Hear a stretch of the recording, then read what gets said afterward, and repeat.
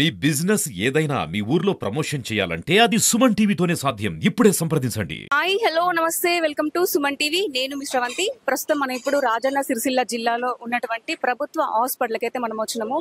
So ఈ రోజు ప్రొద్దున అంటే అగ్రహారం గ్రామంలో జవాజీ ఎల్లయ్య అయితే ఒక గుర్తు తెలియని వాహనము ఢీ కొట్టడంతో అక్కడికక్కడే స్పాట్ లో మరణించడం అయితే జరిగింది. సో ఆ సందర్భంగా అయితే మనం అయితే ఇక్కడికైతే రావడం అయితే జరిగింది. ఇక్కడ వారి కుటుంబ సభ్యులు ఉన్నారు కాబట్టి అసలు ఏం జరిగింది అని చెప్పేసి మనం కంప్లీట్ గా తెలుసుకునే ప్రయత్నం అయితే చేద్దాం.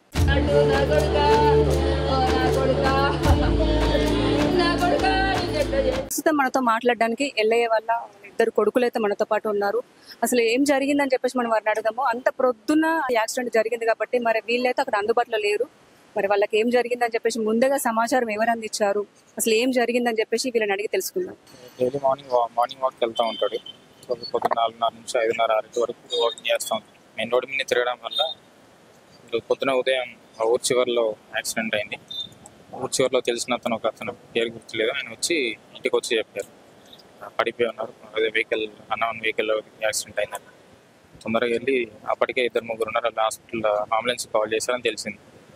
చాలాసార్లు ట్రై చేసాం, అది రావడానికి టైం పడుతుందని మా ఊరు సర్పంచ్ రాజేష్ అని ఉంటాడు, ఆయన కాల్ చేస్తే ఆయన సొంత కారు తీసుకొచ్చి సిరిసిల్ల హాస్పిటల్ తీసుకురావడం జరిగింది. అప్పటికే లేట్ అయిందని డాక్టర్లు చెప్పారు. స్పాట్ లోనే చనిపోయాడా? ఏ టైం కు జరిగి ఉండొచ్చు? 5:30 వరకు.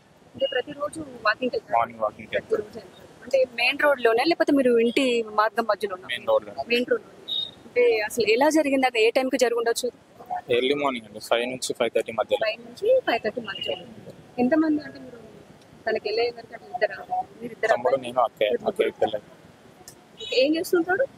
నానే పిండిగిరిని పడతాం. పిండిగిరిని రియల్ ఎస్టేట్లో ఎప్పుడన్నా అవసరం ఉంటే చూసుకుంటాం. తాళ్ళెక్కేటోడు అనారోగ్య కారణంగా ప్రస్తుతానికి కొన్ని రోజులు గ్యాప్ ఇచ్చాడు. మీరేం చేస్తుంటారు? నేను ప్రైవేట్ కంపెనీ ఉద్యోగం. నేను తమ్ముడు ఇద్దరు.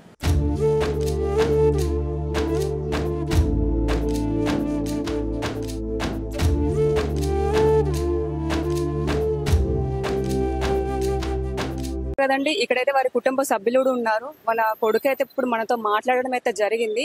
ప్రతిరోజు వాకింగ్ కి వెళ్తాడట వాళ్ళ జవాజీ ఎల్లయ్య. 5 నుంచి 5:30 మధ్యలో అయితే మా డాడీ ప్రతిరోజు వాకింగ్ కి వెళ్తాడు.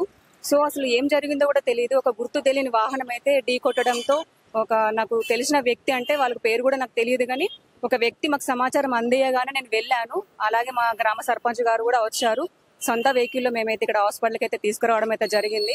స్పాట్ లోనే చనిపోయాడు మా నాన్నగారే అని చెప్పేసి అంటున్నాడు. నేను చెప్పేది ఏంటంటే, ఎవరైనా మార్నింగ్ టైంలో వాకింగ్కి వెళ్తారు కానీ వచ్చే వాళ్ళైనా మనం వాకింగ్కి వెళ్ళే వాళ్ళమైనా కొంచెం జాగ్రత్తగా వెళ్ళాలి. ఎందుకంటే మెయిన్ రోడ్ మీద చాలా వెహికల్స్ వస్తుంటాయి. ఎర్లీ మార్నింగ్ కాబట్టి వాళ్ళు నిద్రలో ఉంటారు కొంతమంది.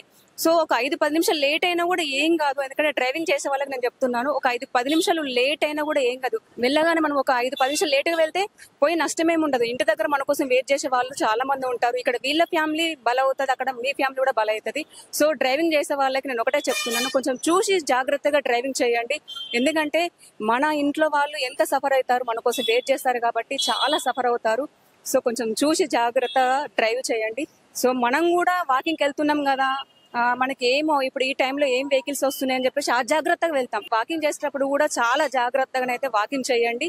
కొంతమంది ఇయర్ బడ్స్ పెట్టుకుని కూడా కాల్స్ మాట్లాడుకుంటూ వాకింగ్ చేస్తారు. సో అది కూడా చాలా ప్రమాదకరం. మనం వాకింగ్ చేస్తున్నాము, జాగ్రత్తగా వెనుకకి ముందుకు చూసుకొని మాత్రం వాకింగ్ చేయండి అని చెప్పేసి అయితే నేనైతే కోరుకుంటున్నాను.